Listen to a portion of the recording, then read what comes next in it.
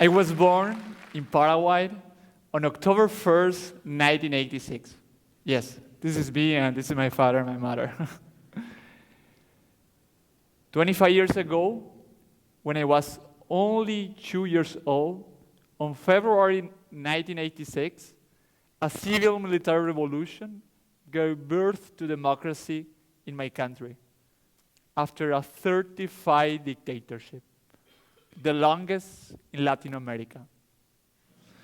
Yes, the Operation Condor was played in action. It was an international underground organization coordinated by the leaderships, the dictatorial regiments of all Latin America, and with the help of the CIA in the 70s and 80s, where torture, murder, a disappearance of people opposed to the government ideology took place.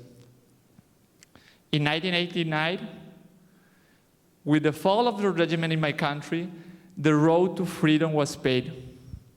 Political parties were recognized, and freedom of expression and other fundamental rights were proclaimed. Also, this is more positive news. 25 years ago, on March 1989, the researcher Tim Berners-Lee proposed an international linked information system. Do you know what his boss wrote on his proposal? Vague but exciting. Yes, vague but exciting. Anyway, he gave his support and the project started. The World Wide Web was created. This was a giant step for the most recent revolution in history, the internet. A revolution that has reached to connect freely the whole planet. And it has transformed society in a very short period of time. These two events, both of them 25 years ago, marked a milestone for freedom of expression and participation. For my country, that milestone was the restoration of the democracy.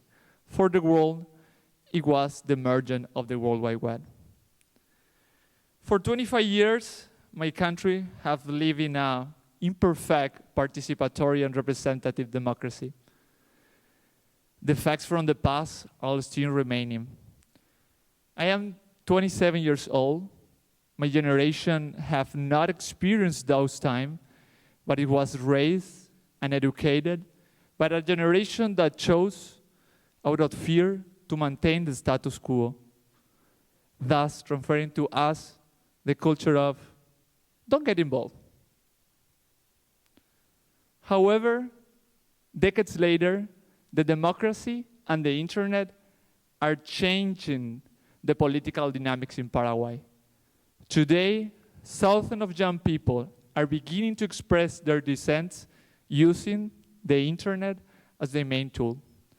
Slowly emerging is a youth that doesn't want their leaders to make decisions without their active participation. Protests are growing, and this new generation is building a society where the citizen organized set the agenda and produce historical change.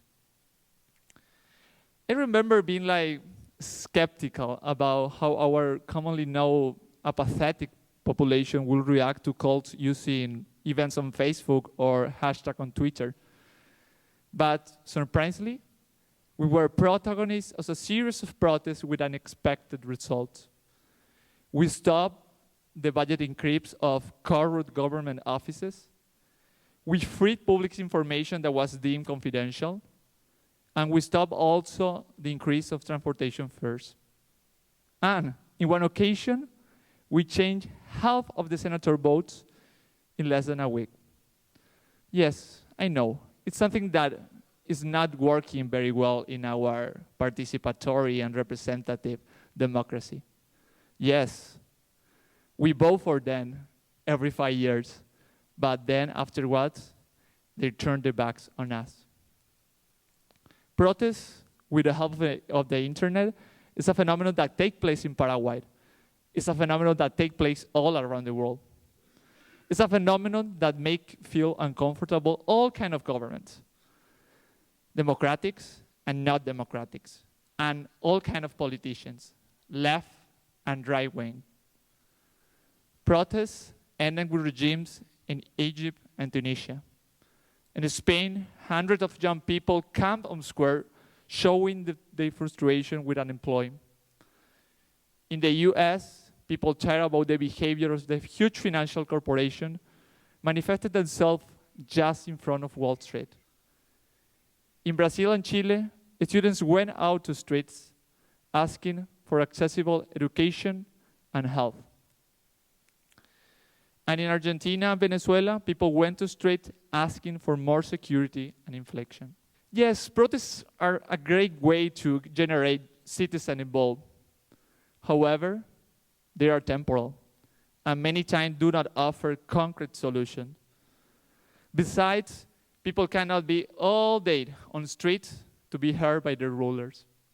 For that reason, with many of the young people who participate in the protests in Paraguay, we decided to form a new movement that could offer modern solutions that connect again the politicians with their citizens, and especially the young citizens.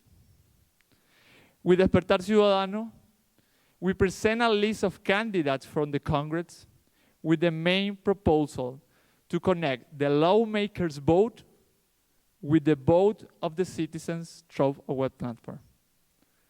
Yes, I know, the proposal may seem far-fetched, but it's simple. 3 steps. First, inform in a plain language about the variables to the citizens. Second, allow the citizens to discuss and then to vote for or against them. And third, and most important, may our movement Congress member to vote always based on the citizen decision reflected in this platform. When we proposed this, many people told us something similar to what it was told to Tim Berners-Lee 25 years ago. Vague, but exciting. We made a very good run. We were listed 7 among 21, but we could not obtain a place in the Congress to implement our proposal. Anyway, we keep on insisting. The society, the entertainment, the commerce, the information, the education, and many, many, many other human areas have been totally transformed by the internet and the new technology. We strongly believe that now is the time for our political system. People is asking for more participation and transparency. Our political system was designed at a time when the citizens could not make the decision due to the physical distance and lack of access to information to the necessary. But now with the internet, physical distance have been reduced and access to information is instantaneous. This year is the 25th anniversary of the World Wide Web and the democracy in my country. In short time, with the help of the citizens, we will start to experiment new forms of decision and participation. An updated democracy adapted to the internet era in Paraguay and the world. Thank you.